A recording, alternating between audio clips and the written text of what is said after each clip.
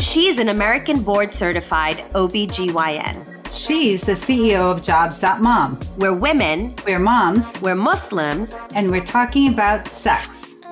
This is the Muslim Sex Podcast. Welcome to the Muslim Sex Podcast. I'm Zabeen Mirza. I'm Dr. Lodhi. And today we are going to be talking about a very important topic. A few episodes ago, we talked about how not to get pregnant took you painstakingly, thoroughly, and embarrassingly through every single method of contraception just to make sure that you knew exactly what to put where and when and how so as not to create an unwanted pregnancy. Today, we are going to be talking about the opposite. We're going to be talking about fertility. What is it?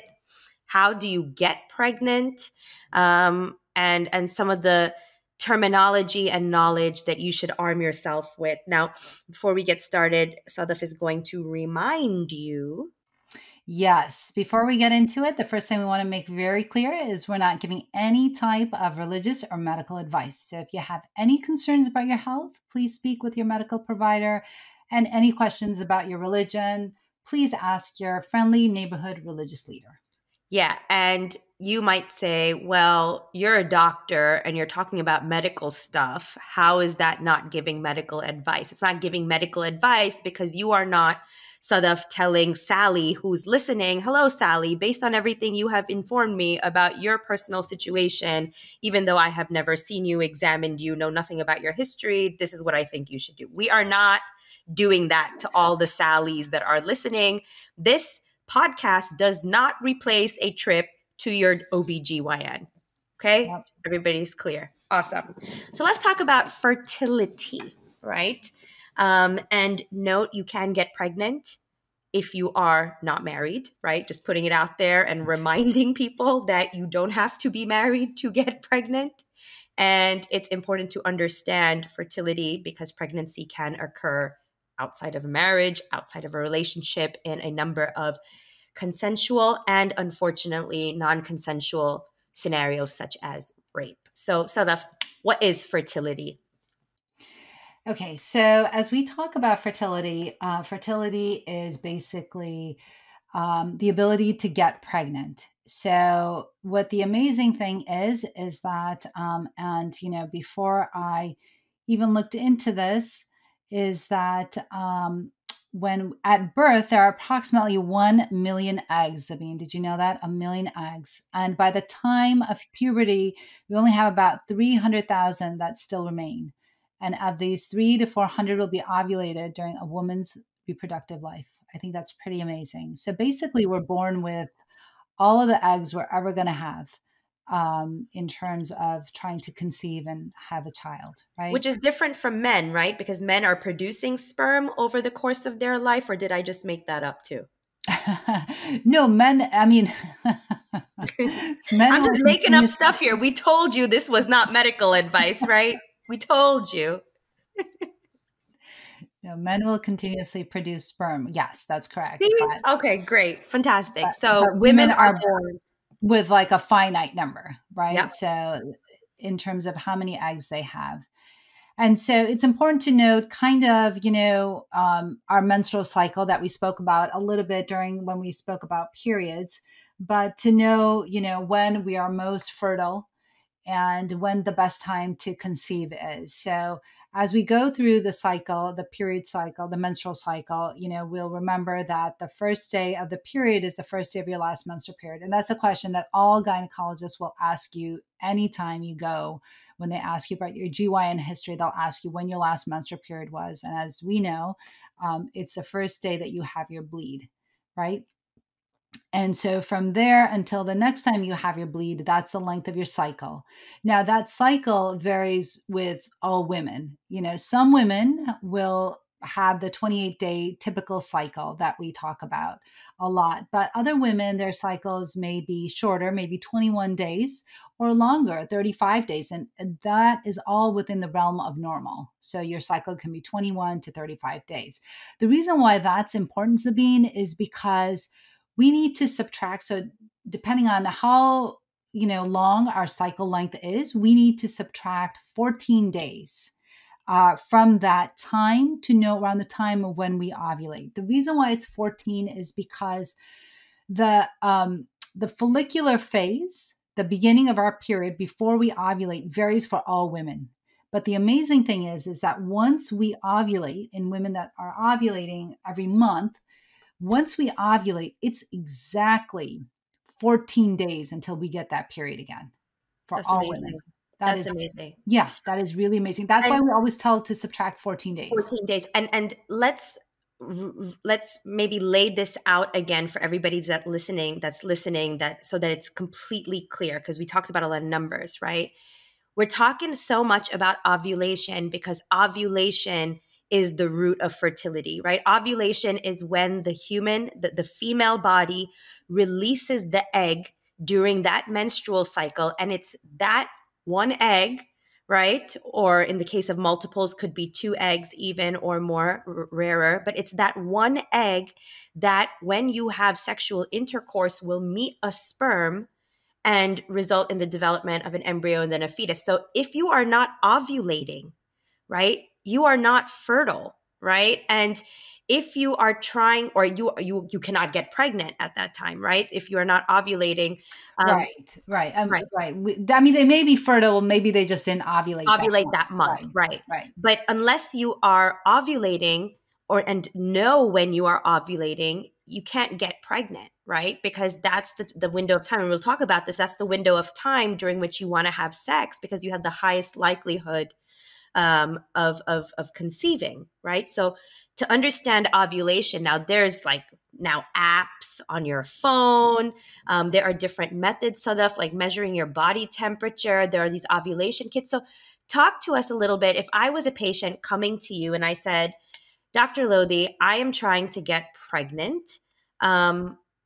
What should I do? I know I have to have sex, but how do I track ovulation? What should I do? Right. What advice would you give me? So, I think one of the most important things, so just as we were talking about, one of the most important things is to know your cycle, right? So to know your cycle length and then subtract those 14 days. So then we have at least a time frame of when we're ovulating. Okay. And then as we spoke about before in one of our previous podcasts, we talked about vaginal discharge. So it's important to note what your cervical mucus looks like at that time, what your vaginal discharge looks like.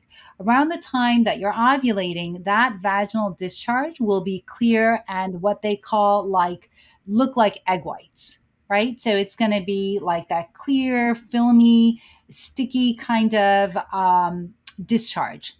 And that's around the time that you're ovulating. Okay, so it's important to monitor your cervical mucus. Also, what's important is that, say, if I'm trying to get pregnant, I know my cycle, I'm looking at my cervical mucus, I can also measure my basal body temperature. And what that is you take your temperature first thing in the morning before you even do anything, before you even get out of bed, and you're monitoring your temperature. And they have special thermometers for that. And the reason why you do that is because around the time that you ovulate, your temperature will go up a little bit. I mean, it's not going to go up from 97 to 100 or something like that, but it'll go up slightly and then it'll be sustained there. And the reason why that is because the hormone that causes ovulation, which is luteinizing hormone, releases progesterone, and that progesterone is what increases your temperature a little bit. So that's when you know also that you're ovulating.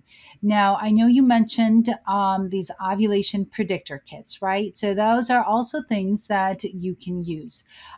There's 2 different types of ovulation predictor kits. One is those ovulation testing strips. And what that is that you basically pee in a cup and you take one of those strips and you dip that strip into your urine. And depending on how dark that strip is, you'll know whether or not you're ovulating around that time or that day. Okay. And what those things are measuring is basically that luteinizing hormone that we talked about, the hormone that is secreted by your pituitary gland in your brain, that signals to that ovary to release that egg. And that's what is being measured in those ovulation kits. And you can also do one of those digital ovulation tests where it's a little bit more expensive, but basically, this is where you hold that stick under your morning stream of pee, right? And you're checking your ovulation that way. And again, it's measuring that same hormone. And you do it in the morning because that hormone is the most concentrated in the morning. So before you do anything, it's the first pee of the day, and you're peeing on that stick to see whether or not you're ovulating. And those things can be bought over the counter at your local pharmacy to test for ovulation. So we have those basal body temperature, we have these ovulation kits, we have that cervical mucus. All of those things can indicate whether or not you're ovulating that month. And so, let's say that I have a regular cycle when it's whether it's 28, 30, 33, 34 days, whatever it is, right? I subtract the 14 days and I figure out where I'm ovulating, give or take, some time. And then, or if I don't have a regular cycle, I can check basal body temperature, do the ovulation predictor kits. So let's say I've pinpointed when I'm ovulating. So for everybody that's trying to get pregnant listening to this, right? When is the best time to have sex? The day you're ovulating, day before, day after, if you want to get pregnant?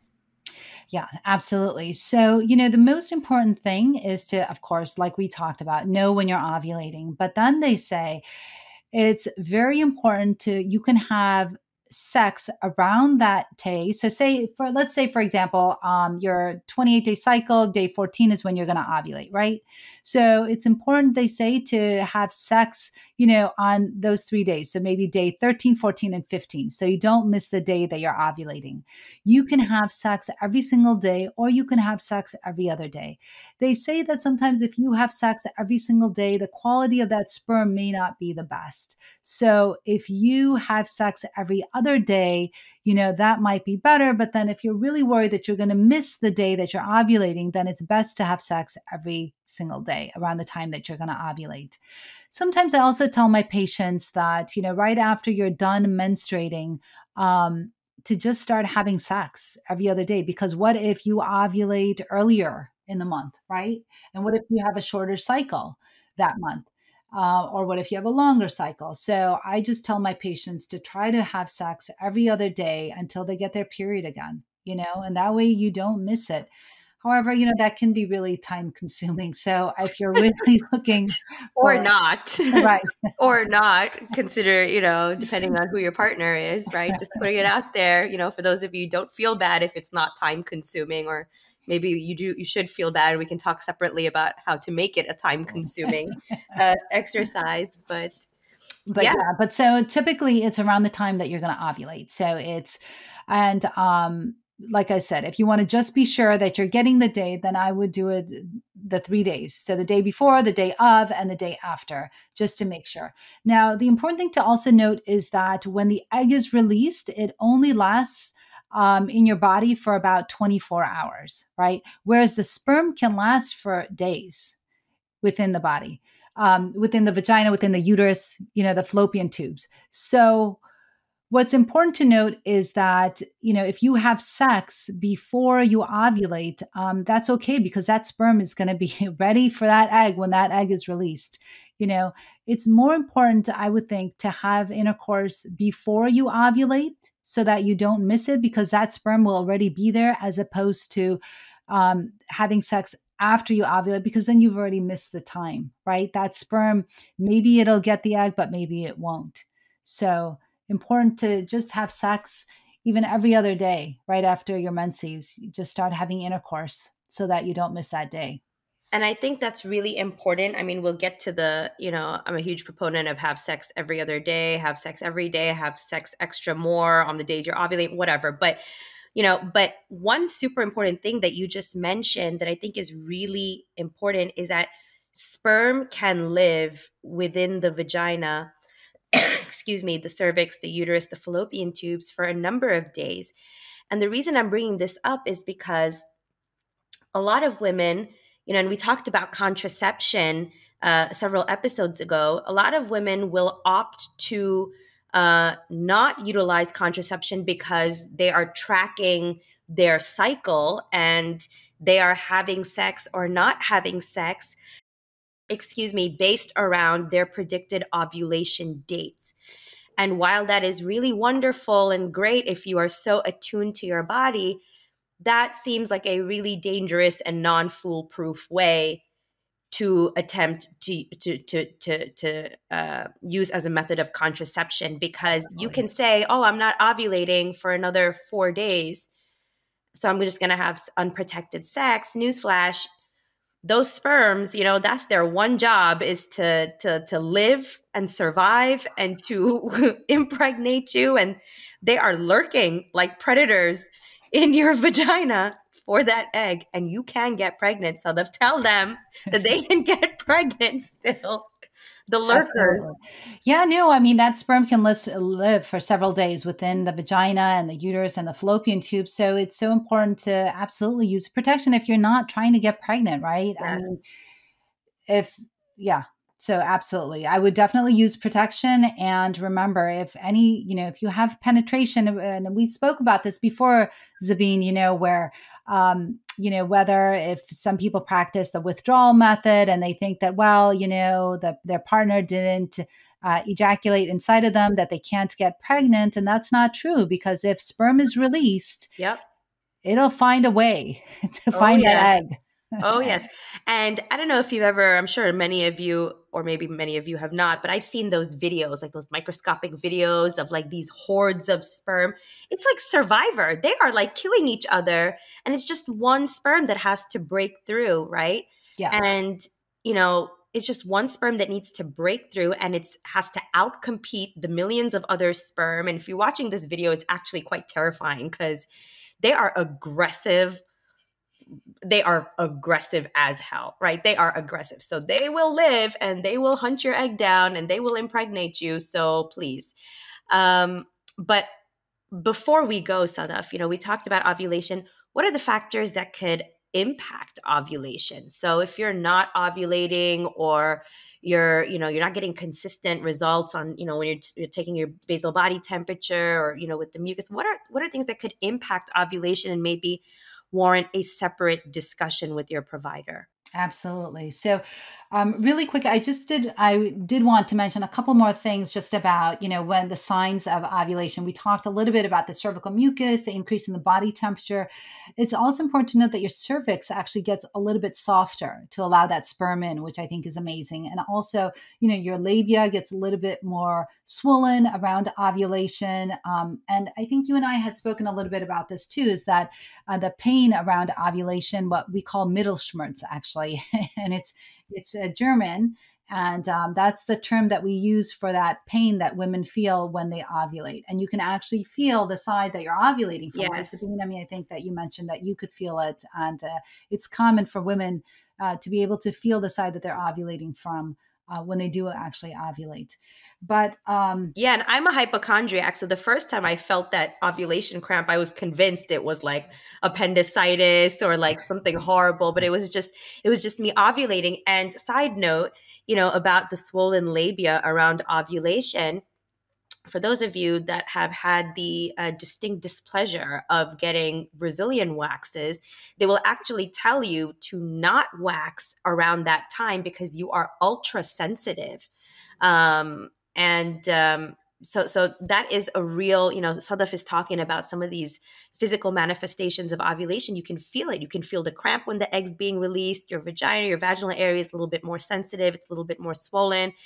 And even my waxing lady knows, because she'll be like, this is a big no-no for you to do it this time because it's going to hurt extra, right? So just an FYI for those of you who are getting Brazilians secretly, not so secretly, talk about it, don't talk about it, but plan your waxing ladies around your ovulation. It's not just about getting pregnant. Go ahead. So definitely thank you for that. You're welcome. It's important. It's important. If you're trying to have the sexy Absolutely. times, right? You want to have freshly waxed vaginas, but there's a better time to do it than when you're ovulating because Right. it's gonna hurt a lot Right. more. Important to time those things out, right? Yes. But other things that actually can affect your fertility and your ovulation is, illness. You can have extreme weight gain or weight loss that can affect your ovulation. Sometimes, if hormonal disorders, for example, like polycystic ovarian syndrome, women who may not be ovulating, um, hypothyroid, your thyroid, getting that checked out. Also, if you have any issues trying to conceive, and I think we're going to talk a little bit about that in the infertility podcast, but there might be issues with like your uterus, your fallopian tubes, things like that.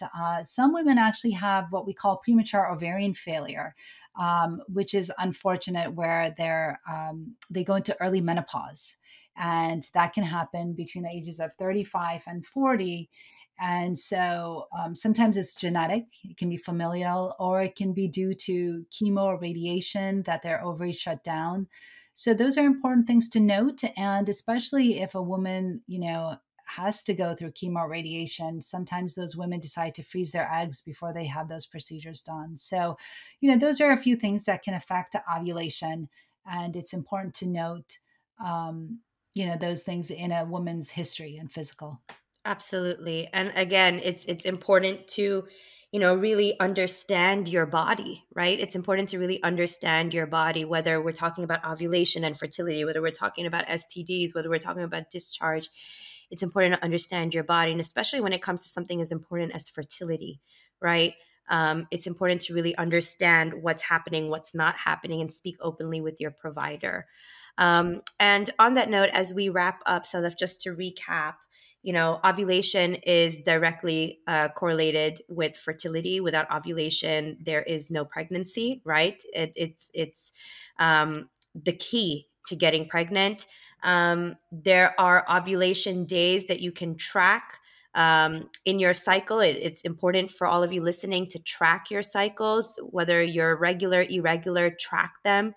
It's important to understand the signs of ovulation, as you mentioned, the cramping, perhaps, some of the swelling, sensitivity in your genital area, the mucus and the discharge, increased, elevated body temperature, as you mentioned, Sadaf. And, of course, one of the important things is that I thought was interesting that you mentioned is a lot of women will think, let's have sex every single day, to increase the likelihood of getting pregnant. But perhaps every other day is a better option because you get a greater quality of the Right. sperm. Yeah. And in terms of quality of sperm, those little suckers are super aggressive and they are living in your vagina for a number of days. So I will remind you, if you think, pulling out or having unprotected sex with your partner coming inside of you, outside of ovulation windows is a safe method of contraception, you are completely wrong, right? So please be careful. And as Sadaf again mentioned in the beginning, we're not giving you medical advice, we're not giving you religious advice, but don't have unprotected sex. We will tell you that. And unless you're trying to get pregnant, right? And this is the Muslim Sex Podcast. We'll see you next time. Bye.